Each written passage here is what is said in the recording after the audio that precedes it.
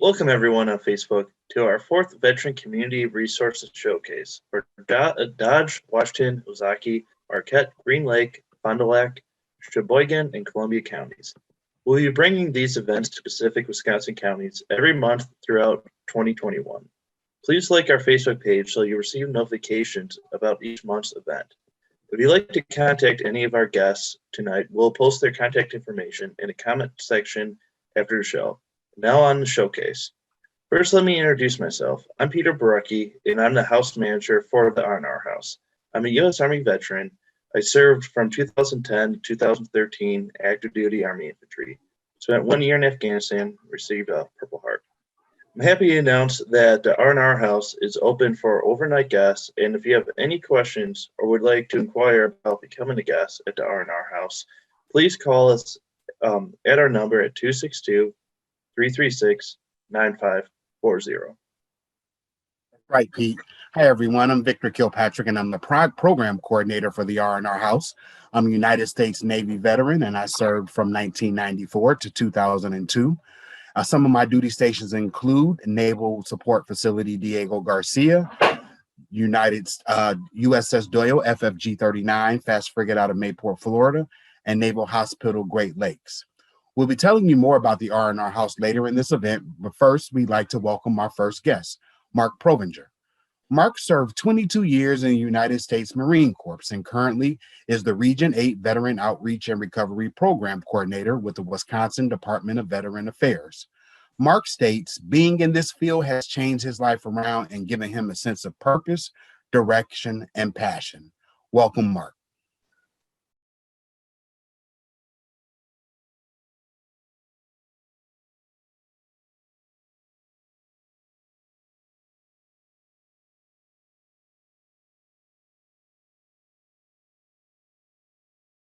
Thank you for joining us today, Mark.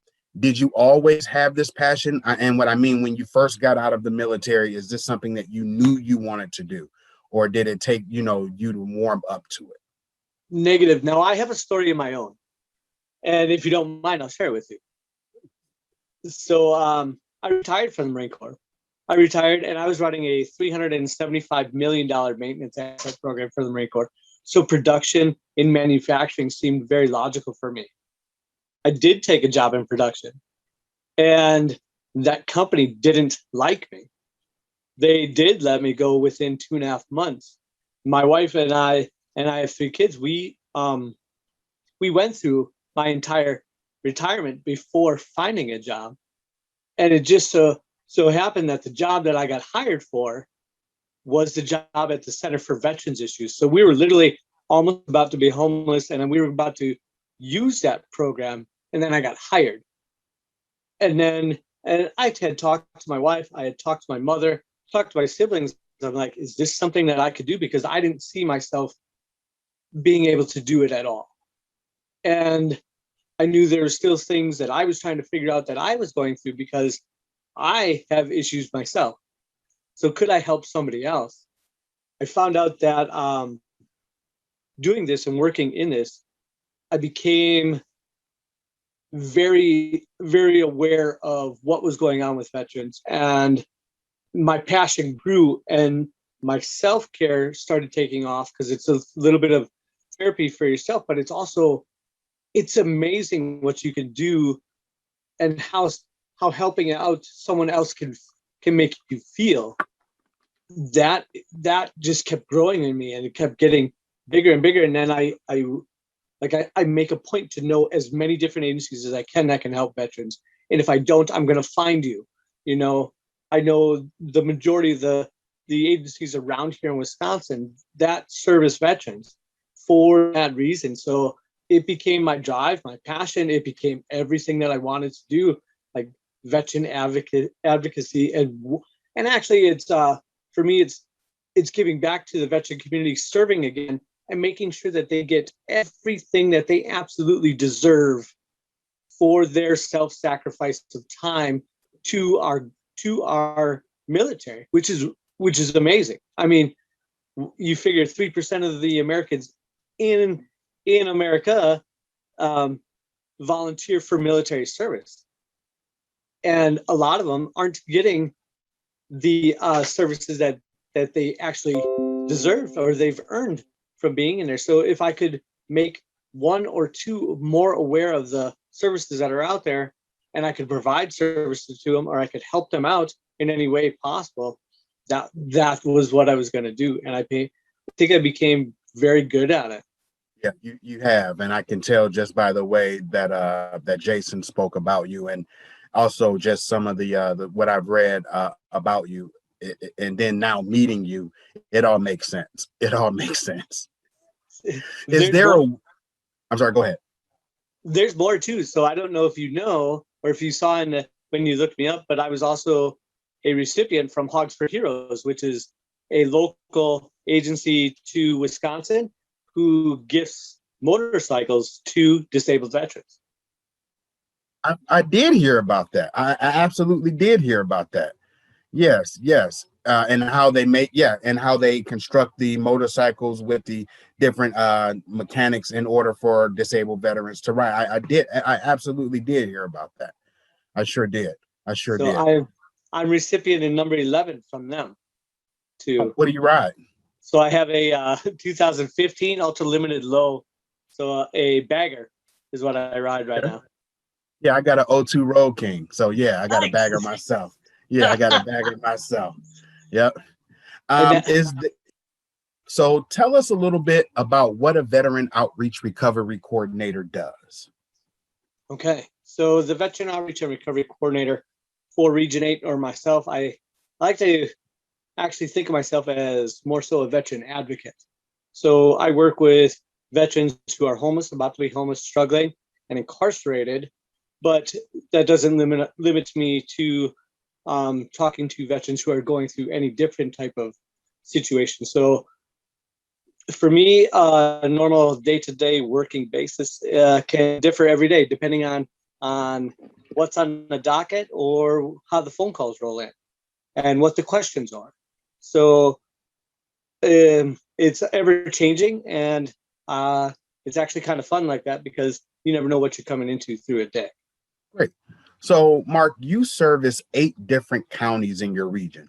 What are some of the unique challenges and rewards of being a VORP in such a big region?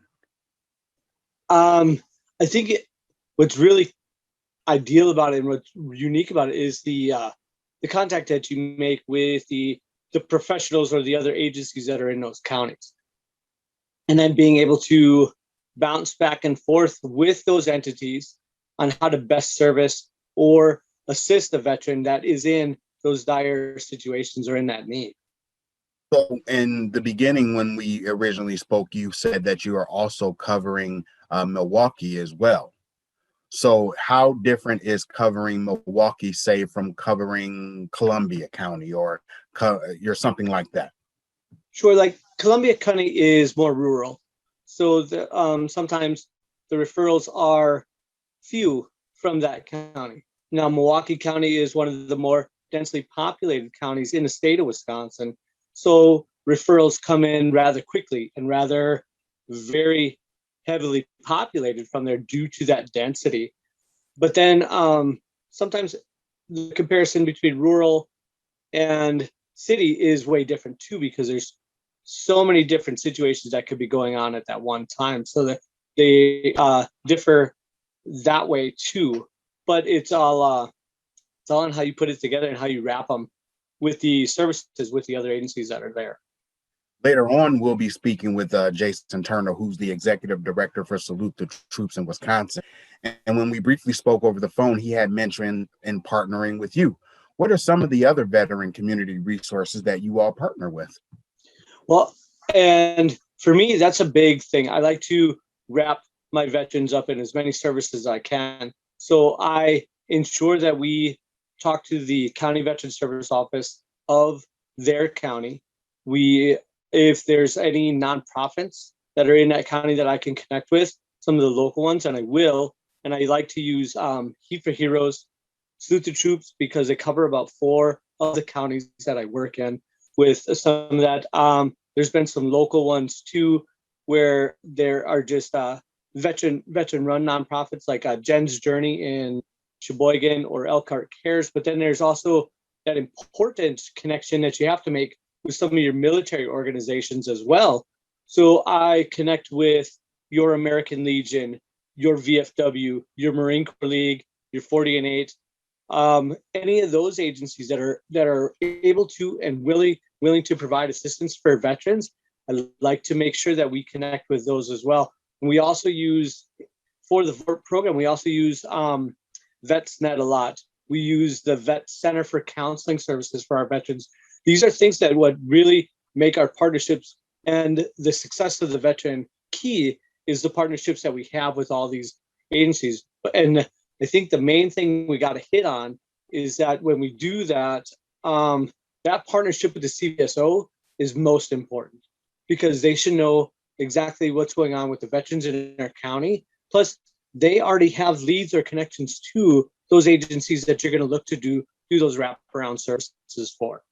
So that really leads me to my next question, especially when we start talking about the county veteran service officers.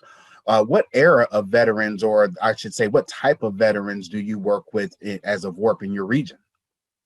Right now, the era of veterans that we're seeing are the younger veterans, your Desert Shield, Desert Storm veterans, your Iraq, your Afghanistan veterans. They're running through a lot of tight situations that, and I believe it has something to do with a lot of the traumatic experiences that they've experienced while out conducting these multiple deployments and everything. And I have experience in that myself with my time in the Marine Corps too, so I understand where they're coming from.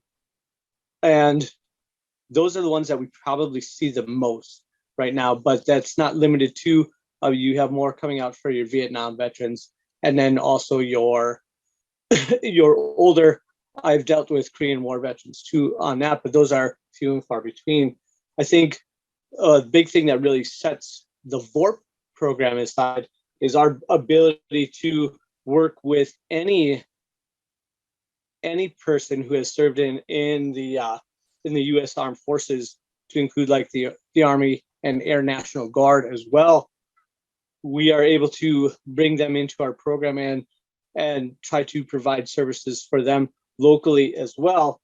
So meaning that VORP can work with veterans who might not qualify for VA services yet, but they still qualify for our services. And that's a huge reach for the program and for the state of Wisconsin.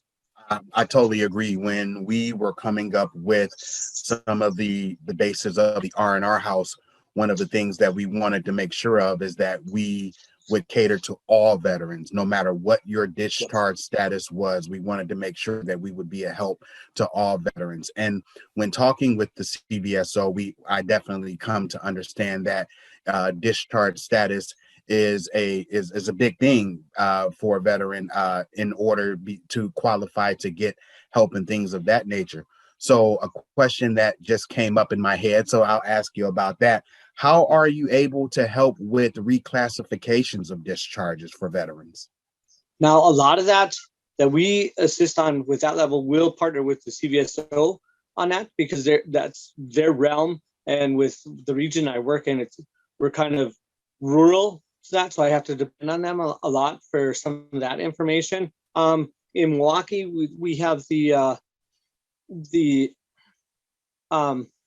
CVSO that's down from that's the service officer for the American Legion, down in Zablocki, and then they also have their own county veteran service officer, as well as like entities like VetsNet, and we also use the Wisconsin Department of Veterans Affairs, because we have our own benefits section too that works through claims, appeals, and things of that nature as well. So there's many different routes and to connect those guys with, but it's making that connection with them on how to service them. I will preface that by saying too, the discharges that give us a hard time are your bad conduct discharge or your dishonorable discharge, but not that there's not services out there for them. It's just a little more difficult to work those.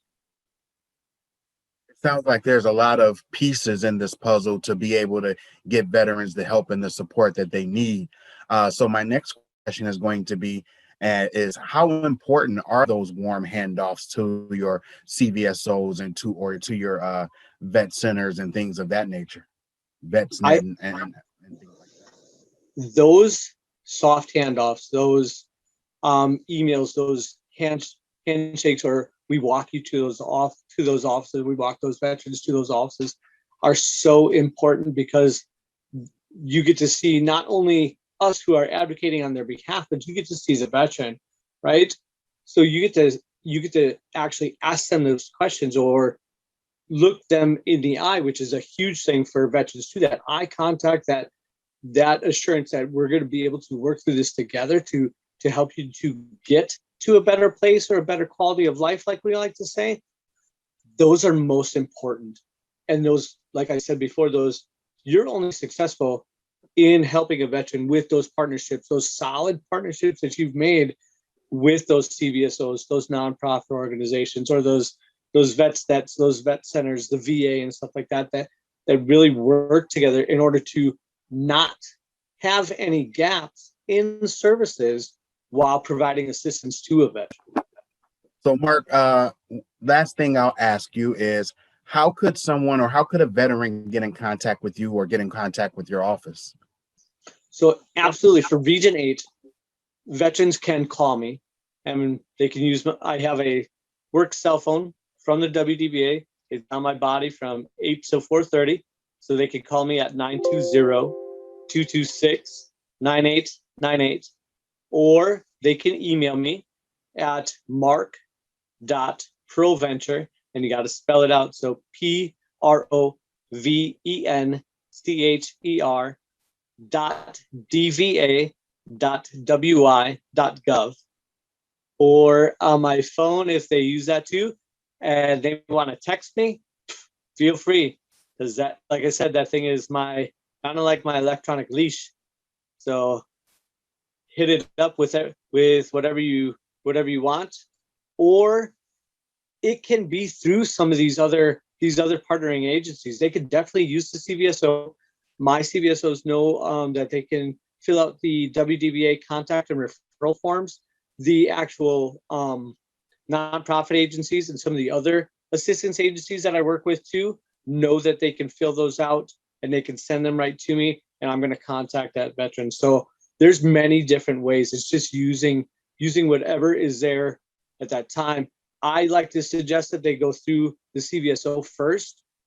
That way they already know what's going on. But if they don't, that's no problem, because I'm going to do that soft handoff with them too. Well, thank you very much. Talk to me a little bit more about these push-up for veterans. What's that about? Okay, so if you remember at one time, there's a statistic that says there's 22 veterans a day who end up taking their lives due to dealing with mental health, illness, PTSD, anxiety, depression, that transition from military life to civilian life, and now trying to find your niche, right? Not being in that regimented mindset of training to keep going and stuff, because that's with all the things that we do in the military, that your PT, your work, your regiment, that is actual self-care to keep some of those traumatic experiences away from you. And you guys know, digging into the mental health issue, well, the statistic was that 22 veterans a day take their lives. So the initiative was 22 push-ups a day. And I'm going to share that information, right? And it's been going on for quite some time. Last year, when I was getting myself more healthy, I used that motivation for those push-ups, getting that information out there, because I do have so much information from what I do, and veteran advocacy is absolutely the passion of my life. It probably drives me every single day, which is why I've been doing this so long and why I've been pretty successful at it. So that was my key. I was like talking to the wife, I'm like, babe, I'm going to do this. I'm going to keep putting this information out there, get these veterans to know that they can contact their service office. They can contact the VA, but they just got to make it important to them. You know, they can contact vet centers, things of those natures, or their county health and human services, and find those agencies that are providing services for them. So I wanted to make sure that I was passing that correctly. So I used those 22 push-ups a day, and my message to pass that out there. And I will now. I think I'm going. My thing would be to keep doing it until I can't do it any longer. I'm gonna commit right now to 22 push-ups a day. Nice. Heck yeah. I mean, for me, it's a great warm-up for my routine that I do, because I try to lift 5 days a week too. So me getting healthier, I'm 46 years old, So I want to be able to keep up with my sons. So that's a big thing for me. Yeah, better late than never. Trust me. I definitely understand that. Do you think just listening to the passion that you have in your tone when you start talking about veteran advocacy and things of that nature, did you and when I looked you up on the internet as well, my question becomes, is there a website that we might be able to, or that a veteran might be able to visit if they were thinking about wanting to do the 22 push-ups a day? Is there a website for that? No, absolutely. There is. There's quite a few of them. So there's like Mission 22, there's Project 22, and there's more than that as well. All you got to do is just Google search them. Actually, Mission 22 on Facebook is got a big thing for April going on right now. So, but I have some of those tagged in my post on Facebook, and I think there's another one like 22 too many or something. So there's a couple of them, but there's quite a few different ones. Right now, I just do them for me, like as myself, without any other attachments to any other agencies or anything. I understand. So that is great. So again, you be safe out there. I know the riding season is upon us. And Absolutely. Do you have any pictures of your motorcycle? I do. They're all over my Facebook page. And give us your Facebook page one more time. Sure. It's just Mark Preventure Jr. on there, and then it'll be in parentheses. It says Mighty Mouse, because that's been my nickname since grade school. Okay. Well, we're gonna definitely go there and pull some pictures and make sure that we get those posted on our Facebook page as well. And you can see my Harley on my Facebook page also. Wait. All right. Well, thank you very much again, sir. You have a great day. Dude, thank you very much.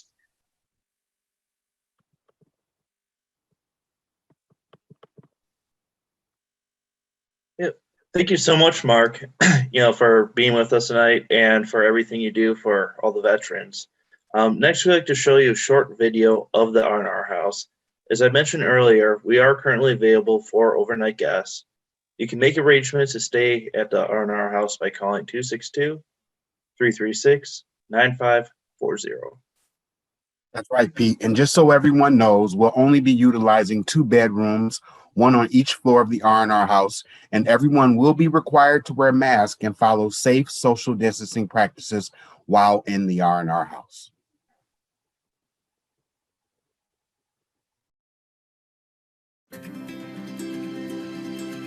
The R&R House is the first peer-run respite for veterans in the United States. Located in Pewaukee, this 4-bedroom house is in a park-like setting on 1.5 acres and offers a peaceful space for veterans to connect with state-certified veteran peer support and other resources based on their needs. The beautiful open spaces inside and outside of the R&R House create a welcoming feeling of home.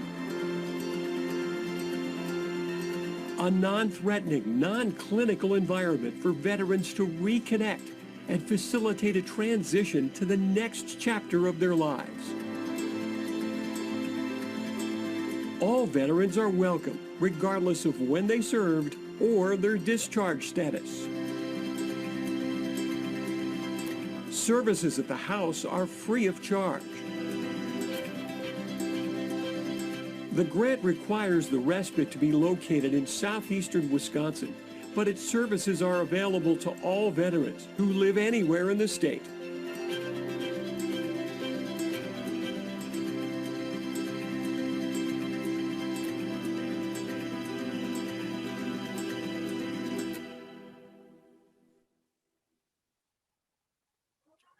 Some other things to keep in mind about the R&R House: you will need to call us yourself.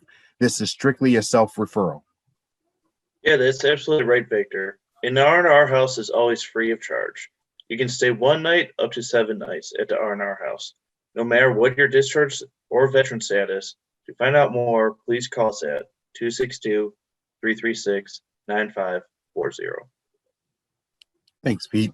Next, we'll hear from Andy Miller. Andy is a United States Army veteran and served honorably for over 20 years. He currently serves as the Dodge County Veteran Service Officer, and he's the president of the County Veteran Service Officers Association of Wisconsin. Welcome, Andy.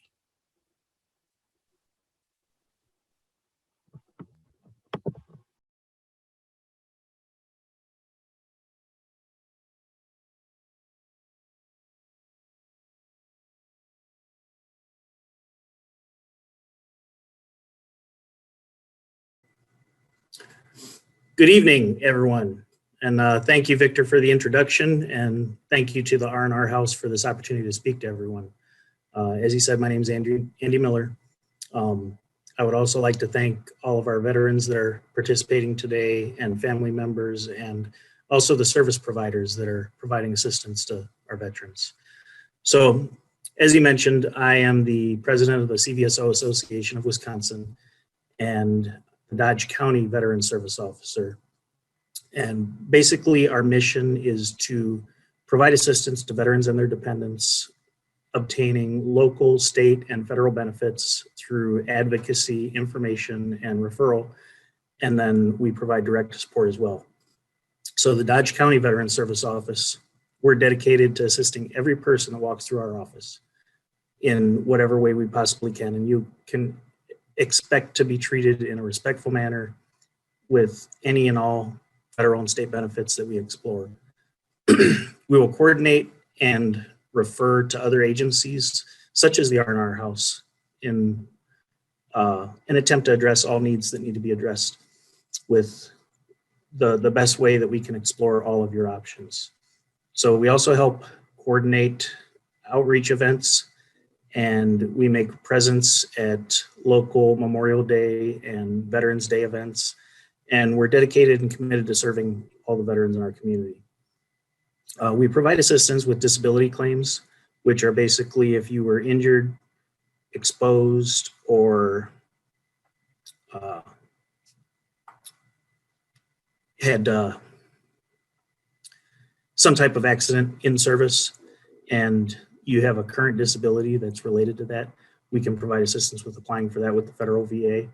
Non-service connected pension claims, which are basically if you're a wartime veteran who is financially in need, we can assist you with applying for that.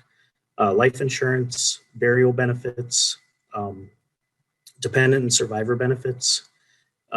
We can assist with providing home loans, but that's a very small portion of the home loan process that CVSOs will be involved in. Generally, you'll do that through your lender. We connect you with vocational rehabilitation and healthcare through the VA. We connect you with a vet center for assistance with mental health issues, and aid and attendance and housebound services, which basically, if you have a need for somebody to come into your home and assist you with different things, whether it be medical or non-medical, we can provide you with assistance for getting those applications through the federal VA. We can assist with providing military records if you need either a copy of your discharge paperwork, your DD-214, or healthcare or service treatment records from when you served. We can provide assistance with getting discharge upgrades, and we can provide assistance with educational benefits to include both federal and the state Wisconsin GI Bill. We can assist in getting a veteran identifier on your driver's license or applying for a VA ID card from the federal VA. We also provide appeal assistance. So if you've been previously denied on a claim with the VA, we can assist with providing the guidance and paperwork that needs to be done for filing an appeal. We also provide outreach to housebound veterans, and if you're at risk, we can provide additional assistance in either getting you to where you need to go or getting the services brought to you. There's also some grants that we can assist with applying for through the state VA. And those are predominantly either healthcare based, where you can get some dental grants, some vision grants, or there are a need based where you get a monetary benefit based on if you lose work due to accident, injury, or something like that, and you're not getting a good either workman's comp or something like that.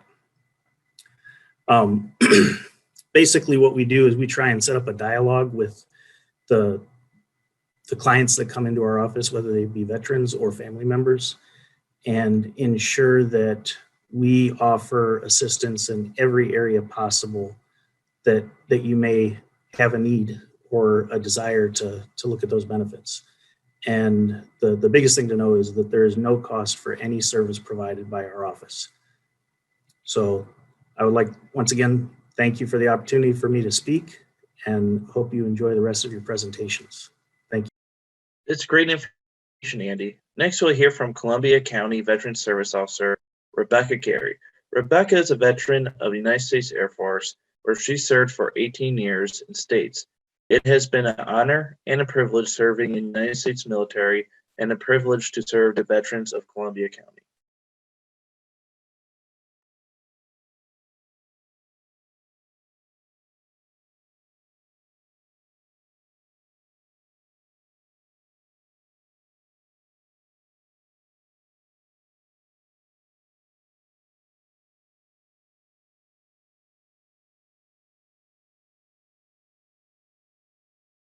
So, Rebecca, what exactly is a CVSO? So a CVSO is a veterans advocate who provides a full service, no cost assistance to veterans in helping to apply for federal VA, local benefits, state benefits, help them determine eligibility and apply, walk them through that entire process. So we help with all VA benefits, as I said, some even non-VA benefits if veterans need assistance, if we can, or we give them referrals to local assistance where they can get that help. And as I said, we are a full service, so we don't just hand a veteran an application and send them out the door to complete it. We help them complete the application in its entirety, help them collect any additional evidence they may need, help them answer any questions about the process, keep them informed through the process. So we are a complete full service for veterans and their families. We don't just assist the veterans, we assist their families, surviving spouses, children, anything related to the veteran that needs help. Perfect. So you guys are there step by step with them through the whole Yes. process. Cool. That's good to know. How does a CVSO differ from the VA? So here in Wisconsin, we are county employees. So my paycheck comes from my county and not the VA. And the reason I tell my veterans that that's important is because I'm here to be a veterans advocate. I'm here to help them through the entire VA process. I do it every day, so I understand that process. And I truly get to be a veterans advocate. So I think if I think that the VA has made a mistake in denying a benefit, I can help the veteran argue essentially with the VA and appeal that decision. And I always joke with my veterans that I don't care if the VA likes it or not because they're not paying my paycheck. So I truly get to be a veterans advocate rather than just applying the VA laws. That's really good to know, and that really helps out vets too, especially know they're not going through this process alone and they have someone to advocate for them. What era of veterans does the CVSO cover? We help all eras of veterans, whether it be World War II, Korea, Vietnam, peacetime veterans, the current Iraq, Afghanistan wars. It doesn't matter which era or when you served. If you served in the military, we will do our best to help you. Okay. When a veteran is seeking VA benefit assistance, what's the first step that they should take? Call the CVSO. Don't call the VA. They're going to send you a packet of papers and tell you to complete them. Go to the CVSO because oftentimes a veteran may be seeking one specific benefit.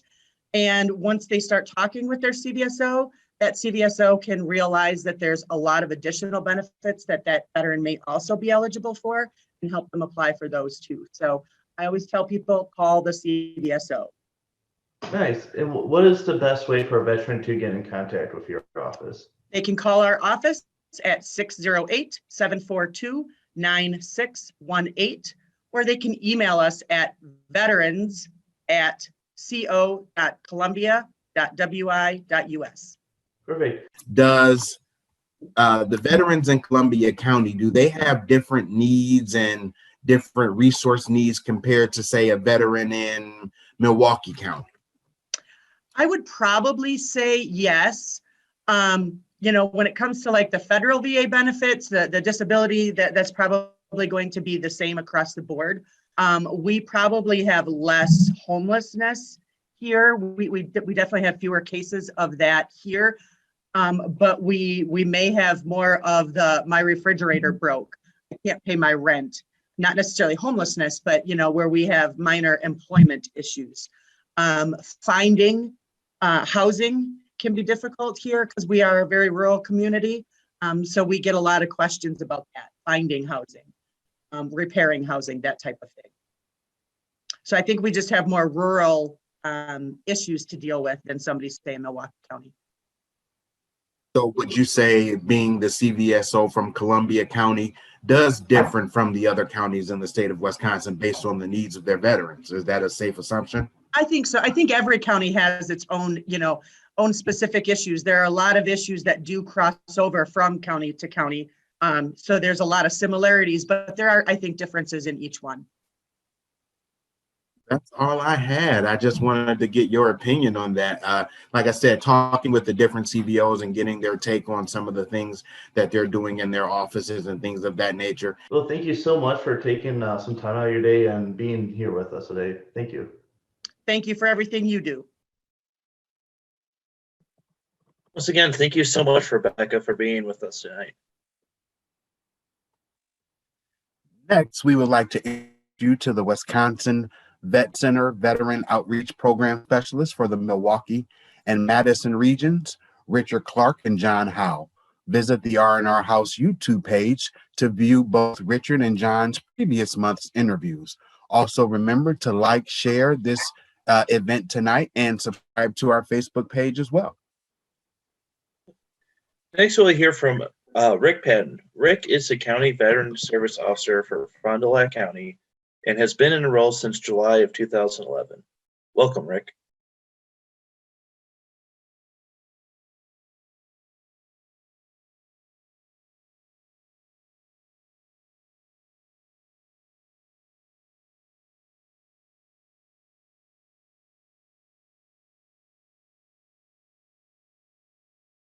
We operate very similar to other counties. Yeah, this is the first that I've heard since we've been speaking with the CVSOs in regards to any sort of transportation program. This is the first that I've heard of that. Tell us a little bit more about that. Okay, well, for transportation, we do the DAV vans that you probably hear about affiliated with the VA. There is one that starts out at the Appleton Clinic and goes down to Milwaukee every day, right along Highway Interstate 41, or any other facilities, or if they can't get on that transport through the DAV van. So now we operate with one SUV and one minivan. And hopefully next year we'll be able to replace the SUV with a minivan. Right now it's an issue of funding because we've never used county dollars to purchase these vehicles. The money's been donated and then the county purchases the vehicles out of those donated funds. And then from there, we pick up the cost. I budget for fuel and maintenance upkeep of those vehicles. We do provide a small stipend to our volunteer drivers for the runs to cover meals while they're gone, things like that. But they are volunteers. We have two vehicles, and on any given day, we could be going to either the two hospitals, Madison or Milwaukee VA hospitals, or any of the outpatient clinics affiliated with those. So we also go to Beaver Dam, the Madison West Clinic. We go to Appleton, Cleveland, and Green Bay. And we only go to VA facilities. I know there's, the Mission Act expanded the care in the community so that for someone who couldn't make it to a VA facility could go more local. We cannot accommodate that at this time, not with only 2 vehicles, going to 6 locations, volunteer drivers. We're scheduling 3 to 4 weeks out at this point for our rides. And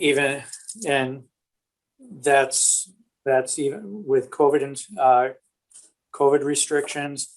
Before that, we were transporting over between 300 and 400 vets a year to VA appointments. So our vehicles were on the road consistently on a daily basis. They still are now, but now that we're opening up a little bit more, and now that the VA is opening up to in-person appointments, we're getting a little busier again. I would say, how many veterans do you service in your county, do you think? I mean, just for transportation? Oh, no, just in general. I mean, just in So general. we have, VA says we have about 6,700 vets in our county, but we have figured out that that's only those who are enrolled in VA, in some sort of VA benefit or service, or self-report to the VA. We estimate we actually have about 8,000 veterans if you include those who have never applied for any service whatsoever to the VA. Out of that, we probably, whether it's by phone, in person, email, or snail mail, we touch probably about 1,500 to 1,700 every year. So it's we see quite a few. We still do a lot of whatever we can via phone, but or email. But we have been open to in-person appointments since the middle of July, even with COVID restrictions. We have almost ballistic grade plexiglass separating us at our desks. And, so we've been fortunate that we've been able to open up a little bit more than maybe some counties. I know there's some counties that are still locked down, and where the Veteran Service Office is still working remotely. We have never worked remotely in our office throughout this entire thing. All 3 of us in the office have been here. It's nice. We are, the only real change is that we go by appointment only now. We do not handle walk-ins. And I think for the most part, our veterans are getting that message. I have a 20-minute radio spot every month on one of our radio stations. So I disseminate a lot of information that way. We post, although it's been kind of quiet lately, we do use our department Facebook page to disseminate information. And then, with meeting with the veteran service organizations as well. So getting that word out. We do occasionally get someone who just, rings the doorbell and wants to come in. And if one of us is available, if we have the availability, we'll handle that.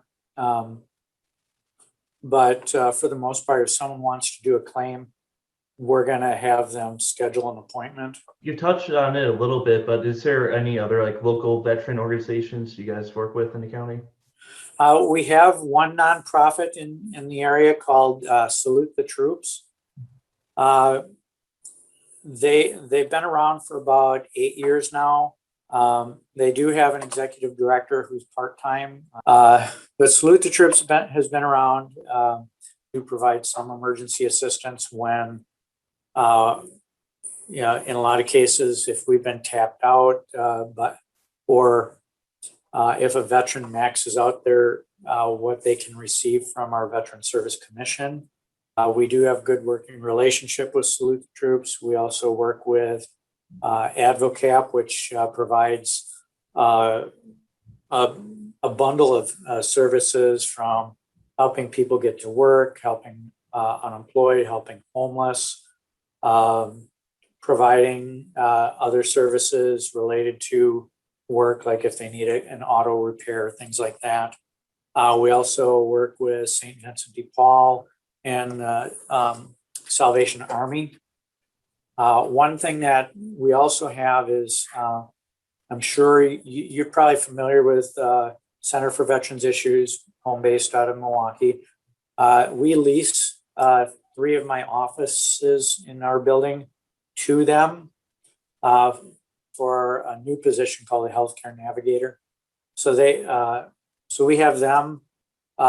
Any homeless assistance needs, we're referring to the Green Bay office right now. And then so we hand off with a referral to them and they handle any homelessness issues. My budget for commission primarily goes to utilities, medical, food, gas. It's a little limited. I believe our budget this year for emergency assistance is $10,000. $2,000 of that is earmarked for rent assistance. The other $8,000 is for everything else. But we do supply that.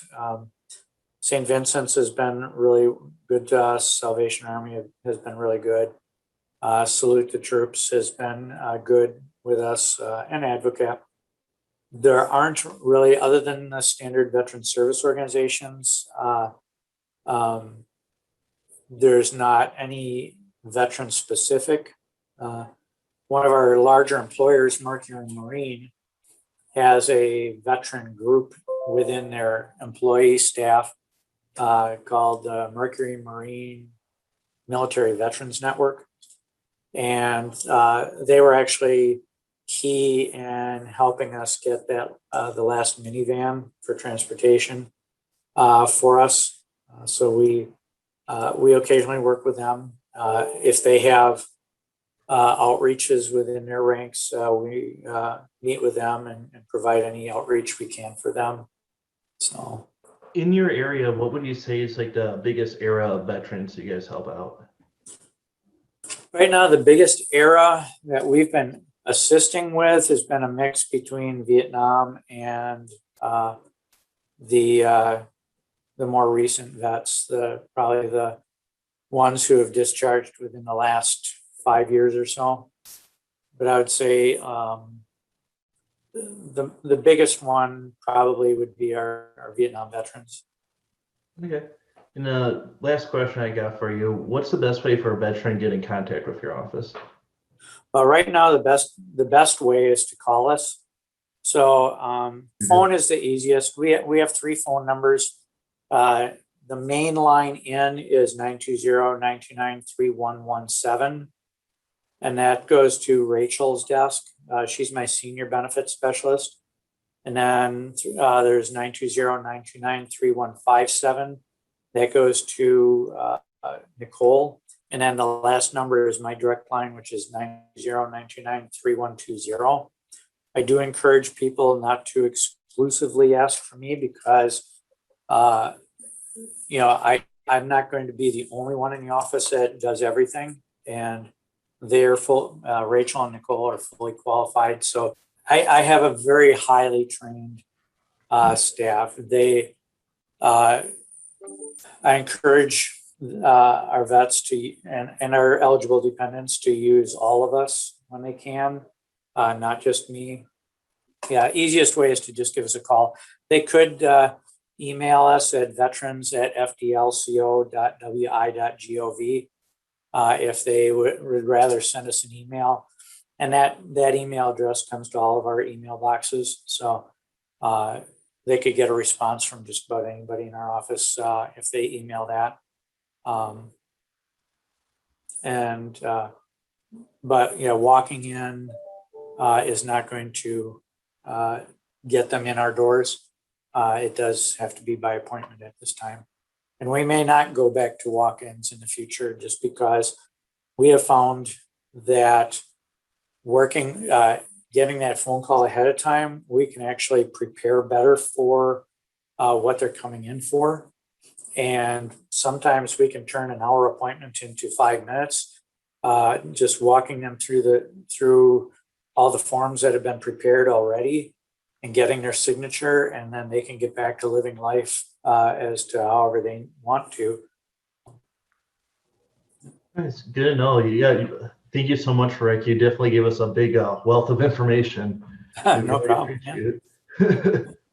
I have been, in fact, Brian Michael from your organization has been a key part in a grant, a suicide prevention grant that our county has been, we're actually finishing up on our third year of the grant from medical college.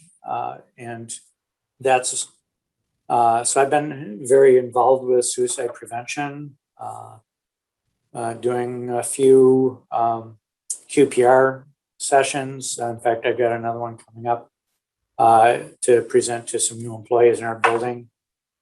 So I've been involved with that grant. I'm on a number of committees related to suicide prevention or release active planning for veterans who are in jail and in the planning process of being released. So, yeah, we're, anything else I can, any other questions I can answer? I think we covered just about everything. Definitely covered quite a bit. Victor, is there anything else you can think of? I was saying you were a wealth of information, and thank you for your time. Oh, you're welcome. Have a great day. You too. Take care. Bye-bye.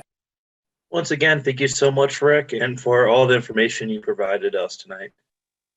I agree, Pete. Next, we'll hear from Jason Turner. Jason is the Executive Director of Salute the Troops Wisconsin and a United States Army veteran who served for 12 years. He's also the Vice President of U.S. Military Vets, MC Wisconsin 2. Welcome, Jason.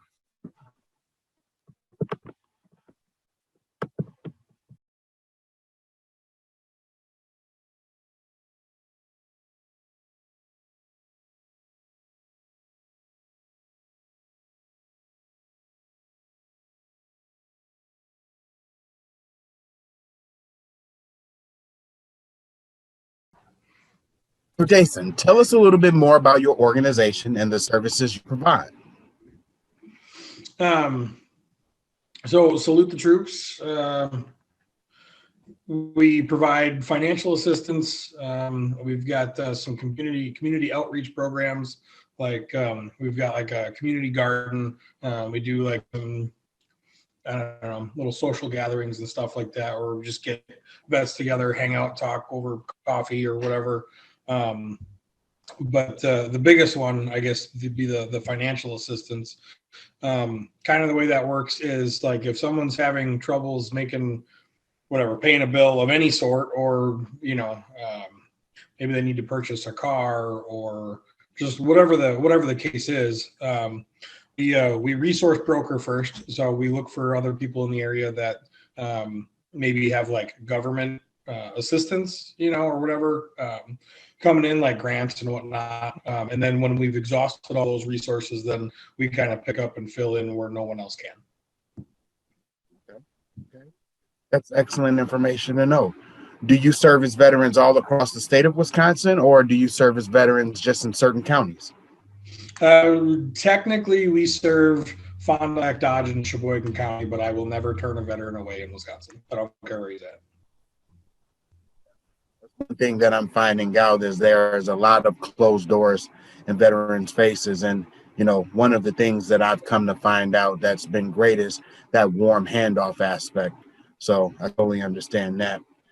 Does your organization partner with any of the county veteran service officers or the veteran outreach program coordinators in those counties? Yeah. So in Fond du Lac County, especially, I work with all of them. The only one that I really know personally real well is the one in Fond du Lac, Rick Patton. But then I kind of, whenever I have somebody come in and ask for assistance, or if they fill out our application online or whatever, I always send them over to Mark Preventure, the Veterans Outreach and Recovery Program Coordinator for, I believe, Sheboygan. But and then he helps me get them to wherever they need to go, and then helps them circle back to me when, We also have Mark and we have Rick that's going to be joining us on this program also. So I'm glad that you guys already have that partnership going. That is great. Are there any other veteran resources in the area or organizations that you partner with? I mean, really, like kind of all of them.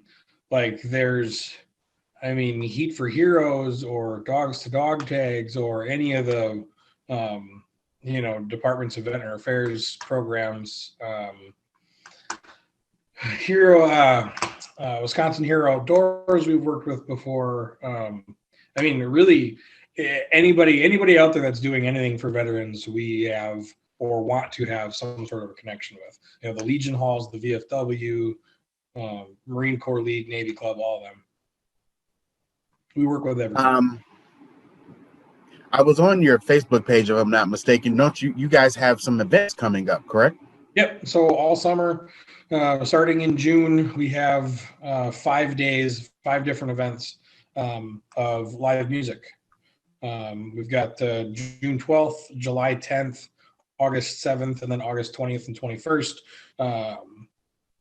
Going between country and rock music, we figured, you know, Country USA and Rock USA are out of the picture, so we'd bring some of that back. And then all the money goes towards, you know, helping the veteran community. Well, Jason, again, I want to thank you for taking time out of your schedule to speak with us. And I want to just say, if there's any way that we can help you guys going forward, please let us know. And I'm sorry, what's the best way for a veteran to get in contact with you? Go to our website, www.salutethetropeswi.org, and then just fill out the assistance request. There's 2 pages. It's very important that they fill out both pages, or I don't have all the information I need to be able to process it. But yep, just fill out the application. Thank you very much, and you have a great day, sir. Yeah, thank you. You too. Bye. Great job, Jason. Next, we'll hear from Washington County Veteran Service Officer Kurt Rush. Kurt is a United States Marine Corps veteran, where he served from June 1999 to October 2007. He has also attended the University of Wisconsin-Milwaukee, where he earned his BA in Political Science and his MPA in Public Administration. Welcome, Kurt.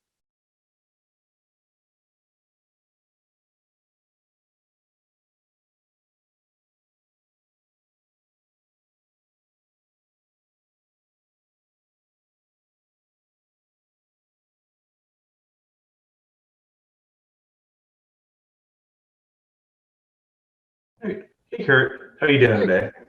I'm doing great. How are you? Good. So, Kurt, tell us a little bit about Washington County. Sure. Well, Washington County is a suburban county to the Metro Milwaukee area. It's about 130, 145,000 people, mostly a growing, part rural, part manufacturing county, which is growing quite substantially in the last several years with a lot of development in housing and different businesses. So kind of an expanding county footprint and an expanding base of veterans. Awesome. Good to know. What are some unique challenges that you see that veterans face in Washington County? I think the biggest challenge that a veteran either coming to Washington County or living here and trying to use VA services would be the distance to the VA Medical Center in Milwaukee. They do have an option to utilize the VA Medical Center in Madison as well.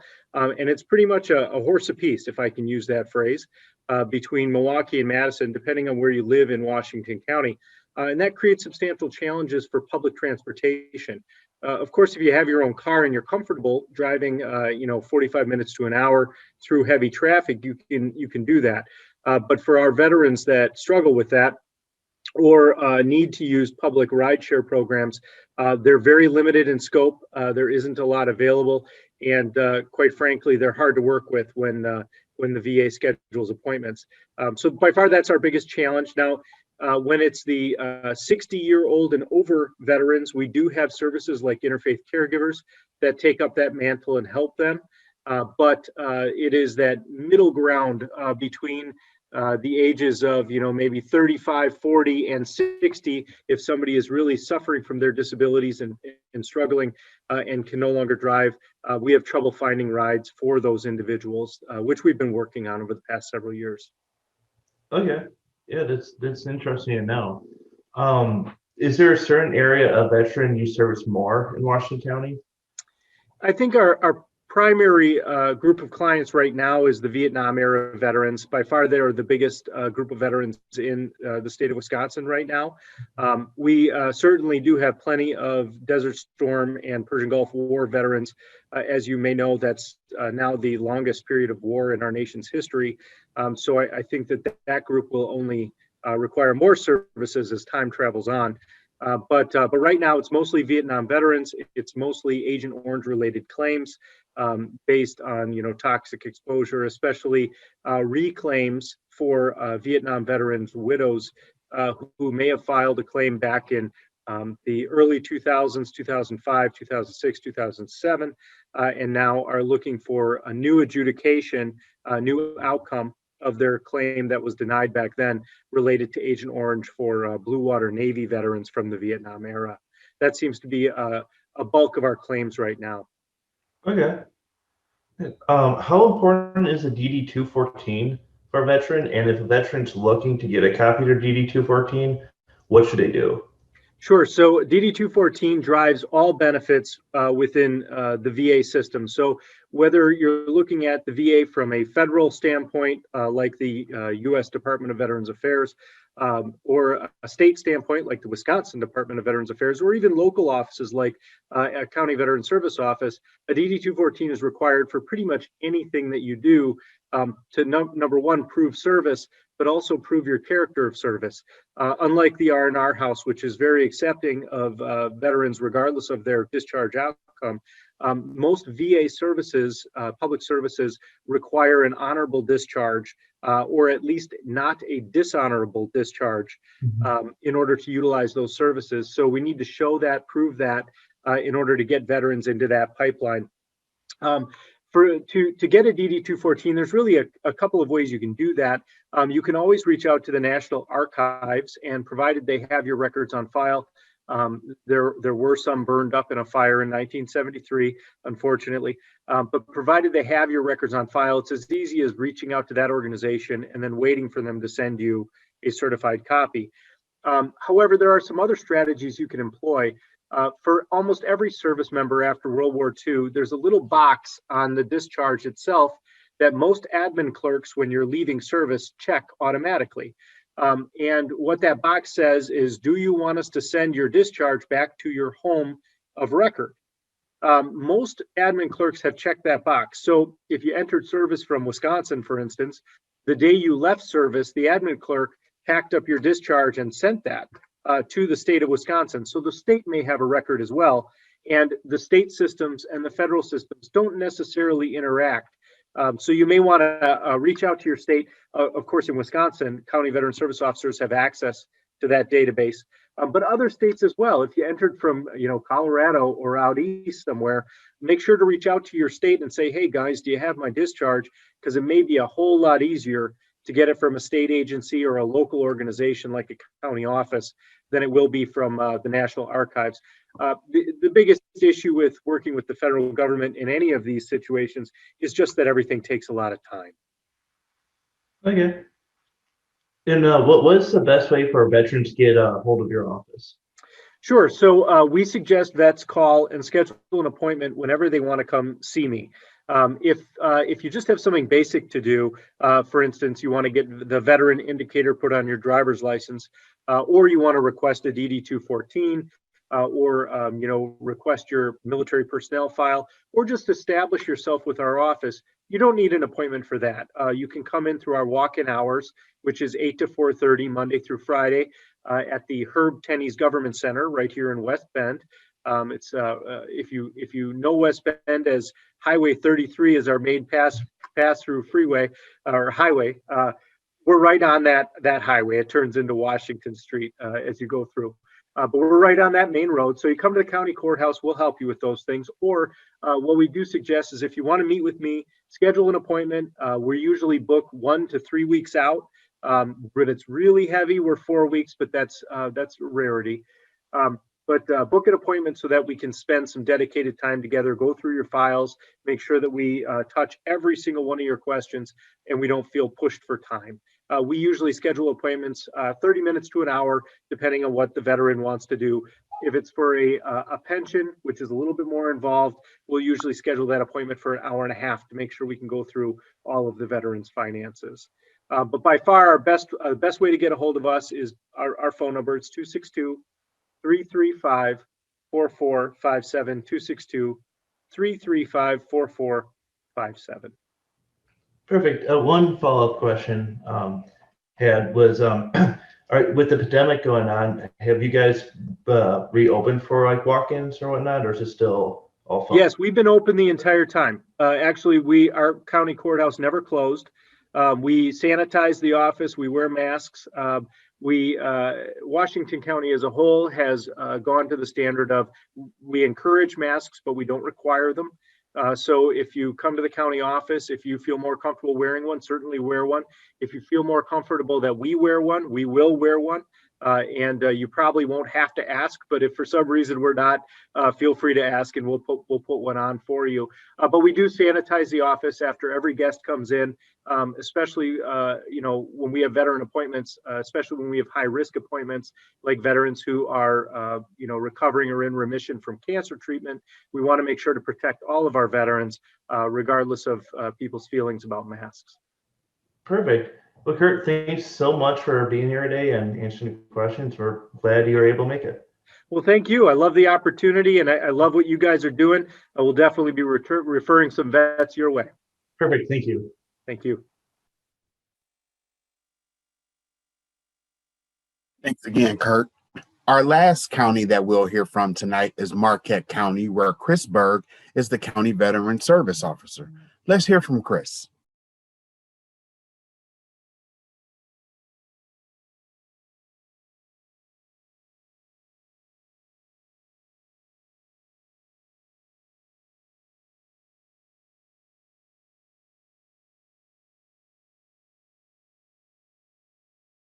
So, Chris, Yes, tell us a little bit about yourself. I've been the County Veteran Service Officer since 2016 for Marquette County. I was raised in this county. I left for many years and came back and applied for this position and was hired. I had a career of 26 years in the military, and I enjoy working with veterans. After my retirement, I went to college, got a degree in psychology, and used that to get my position as a County Veteran Service Officer. And love my job. It's the best job I ever had, and I enjoy helping the veterans in my county. Thank you for sharing that information. Well, tell us a little bit about Marquette County. Marquette County has about 16,000 people in it. Total, we have around between 1,500 and 2,000 veterans in the county. The veteran population that we have is about, majority is Korean War and Vietnam veterans. A lot of people come to our county to retire after they've worked somewhere else. And we do have a few World War II veterans, but we spend a lot of time working with the Vietnam veterans and Korean War veterans. We're starting to get a larger number of veterans that were involved in Afghanistan and Iraq recently. But the majority of our population, we've got a lot of people that are retired that live here. That's great information. Thank you for sharing that. What do you think, or what would you say some of the unique challenges veterans face in your county? The challenges we face is housing for veterans at a decent price. We don't have a lot of rent-controlled housing in our county. And so we have veterans sometimes living in pretty poor conditions because they don't want to leave where they're at because they don't have anything else they can afford. Another thing that we have that happens within the county is just plain low income for people. And we assist them with that any way possible. The most important thing that we do, and most often what we do with veterans, is we get them enrolled in VA healthcare, which is the greatest benefit that is available to a veteran, in my opinion. We also have veterans come in to get compensation for illnesses and injuries, and we're very successful at doing that, as well as my other CVSOs in the state. We work really hard at it, and we spend a lot of time on it, working on claims with veterans and assisting them however possible. I totally understand. One question that I'll ask is, how has the pandemic affected the veteran population in Marquette County? The biggest effect was that the veterans of my county like to just drive into the office and see us. And that was okay. But during the pandemic, the county board ordered the doors for the building to be locked. So I had a lot of veterans that would drive here, come to the door, and the door was locked. So they drive back home and call me on the telephone because they still needed assistance. Recently, as in the last 30 days, the county board approved having the doors unlocked to our building. So now veterans have easier access. Another challenge that we came into was we're doing a lot more work by mail. So it increases the amount of time to perform an action for a veteran. We have to mail to their house. And then once they get it, they sign it, and then they mail it back to us. And it just takes a little longer to do things than it used to. But we're still able to perform the same services. It just takes a little longer. Great. Are there any local veteran organizations in your county that you all partner with? The only veterans organizations that we have in the county is the VFWs and the American Legions. And I am a member of the American Legion. I also attend the county American Legion meetings when they have them. They have a county commander. I also go to the VFW meetings each year. The pandemic, of course, prevented me from visiting them last year, but I'm already scheduled to start going out and visiting and talking with those organizations.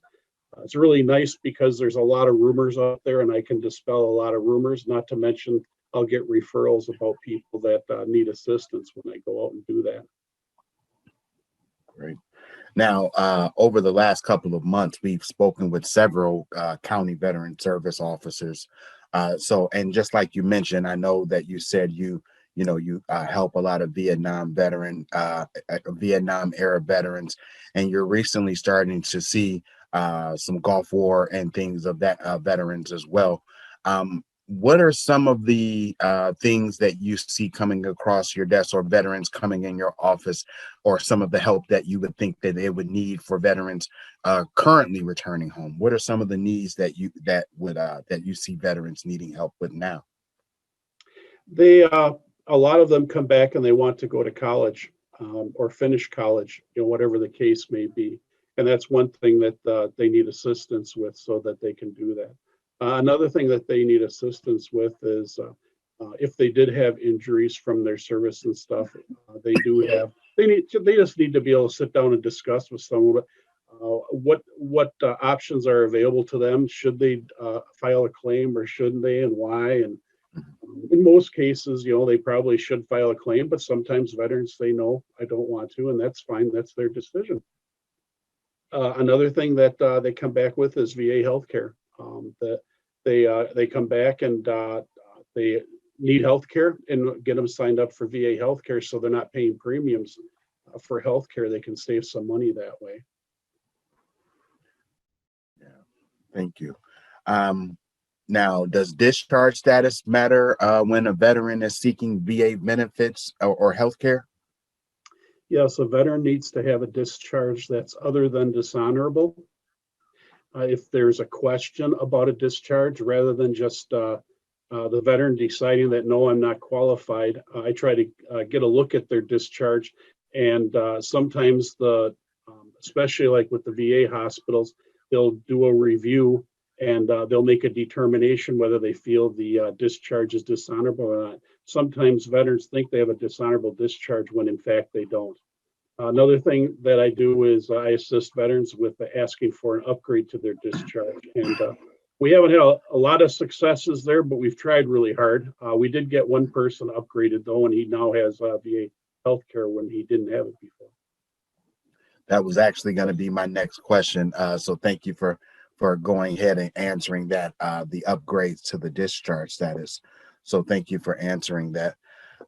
So the last question that I have for you, Chris, what is the best way for a veteran to get in contact with you in your office?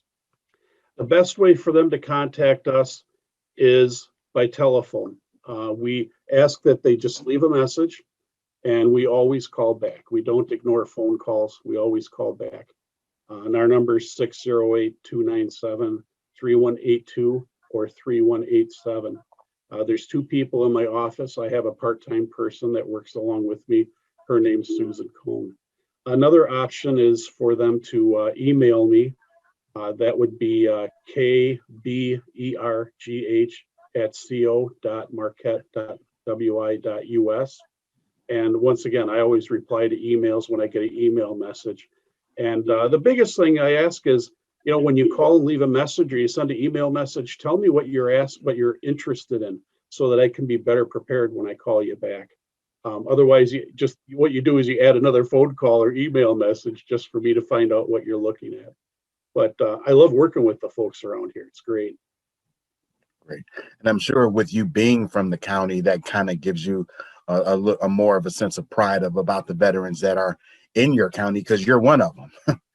Oh, absolutely. And a lot of times people will be speaking with me, and they know friends and relatives of mine from when I was growing up. And they say, "Oh, you know him too?" Yeah. Well, it's really nice because it's easier for them to relate with me. They feel more comfortable talking to me. Yeah, and I would also think also that, with you being from the county, you kind of have that, as we say in peer support, that lived experience about being there, going off to the military and living your life and doing your things and coming back to the county and being able to have your benefits and the things that you take advantage of at the VA. So I'm sure that kind of just gives it that personal touch and that lived experience as well. Yes, it does, in fact. Yeah. So again, thank you very much for taking the time to speak with us, and you have a great evening. Okay. And I appreciate the time that you gave me. Thank you. All right. Bye.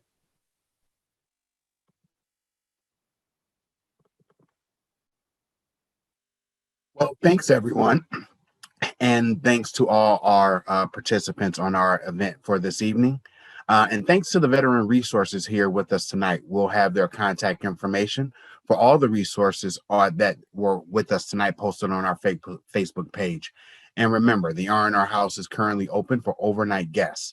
If you'd like to inquire about staying at the R&R House, again, our number is 262-336-9540. Thanks for being here with us. And again, have a great night.